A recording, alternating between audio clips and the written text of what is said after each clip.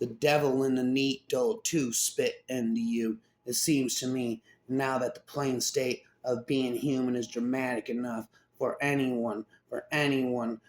You don't need to be a heroin addict or a performance poet to experience extremity. You just have to love someone. It's a good thing. Most people bleed on the inside, or this world will be a gory, a blood-smeared earth. We all need something to help us unwind. At the end of the day, you might have a glass of wine or a joint or a big delicious blob of heroin to slice your silly brain box of its witterings.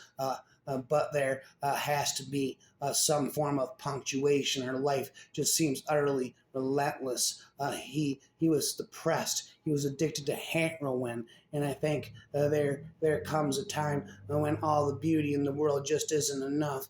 Comfort is beauty muted by heroin. Sadness is beauty drained by lack of it. I had someone at the Houston police station shoot me with heroin so I could do a story about it. The experience was a special kind of hell. I came out understanding full well how one could be addicted to smack and quickly. Sometimes your whole life could hinge on a fraction of an inch, or of a beat of a nanosecond, or of a knock on a door, a kind of made a male believe in the divine. It really did, just as a heroin addict chases a substance-induced sex. Addicts are binging on chemicals, in this case, their own hormones. Opium, that terrible truth serum, dark secrets guarded for a lifetime can be divulged, and with carefree, fully after a sip of the black smoke. Rose was dead.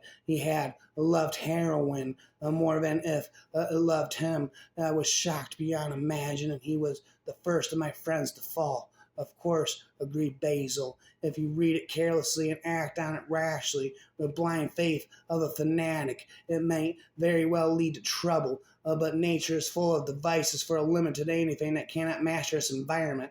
I am so much fun anymore. Couldn't carry a roll of ingenue in a bucket. You say laughing, and I want to touch you. I was never innocent, but thanks to you, I know things I wish I did not remember. You don't like it when I talk to the man myself, specifying quantities, and give him the money instead of giving it to you and letting you take care of it. You keep asking me where's the dope until I finally say I hit it. The look you give me is pure bile. Well, fuck you. This isn't like buying somebody a drink. You don't leave your stash out where I might find it. Finally, I think I've made you wait long enough.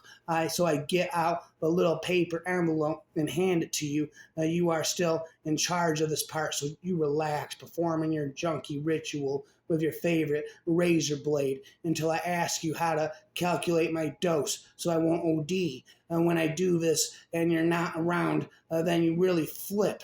You tell me it's a bad idea for me to do this with other people. Was it such a good idea for me to do it with you? Do you wait for me to turn up once every 3 months so you can get high? And is this our version of that famous lesbian fight about monogamy? Let me tell you what I don't like. I don't like it when you take forever to cut up brown powder and cook it down and suck it up into a needle and measure it, then take 3 times as much for yourself as you give to me. I don't like it when you fuck me after you've taken the needle out of your arm. You talk too much and spoil my rush. All I really want to do is listen to the tides of blood wash around inside my body, telling me everything is fine, fine, fine. And I certainly don't want to eat you or fuck you because it will take forever to make you come, if you can come at all. And by then, the smack will have worn off and there isn't any more. Damn it! I'm trying to remember what the part is at. I think this shit likes me a lot more than I like it. And now you're hurt and angry because I don't want to see you again. And the truth is, I would love to see you as long as I knew you were holding. So you tell me, is this what you want? I bet it was what you wanted all along. Junk sickness is the reverse side of junk kick. the kick of junk is that you have to have it. I need my dog food. Yes, it's true. Junkies run on junk time and junk metabolism. They are subject to a junk climate. They are warmed and chilled by junk. The kick of junk is living under junk conditions. You cannot escape from junk sickness anymore. And then you can escape from junk kick after you shop. I don't spot junk neighborhoods. By the way, they look, but they feel somewhat the same process by which a dozer locates hidden water. I am walking along, and suddenly the junk in my cells moves and twitches like drowsers. Wand junk here burrows a Pyrrhus Ignu. His haircut is a cream. His little finger pinky chopped off for early Ignu reasons. Metaphysical spells, love spells with psychoanalysts. His very junkhood and accomplishment beyond $1 million. Beating heroin is child's play compared to beating your childhood. Without cigarettes, I would be doing heroin probably on a daily basis. Anything to declare, the customs inspector said.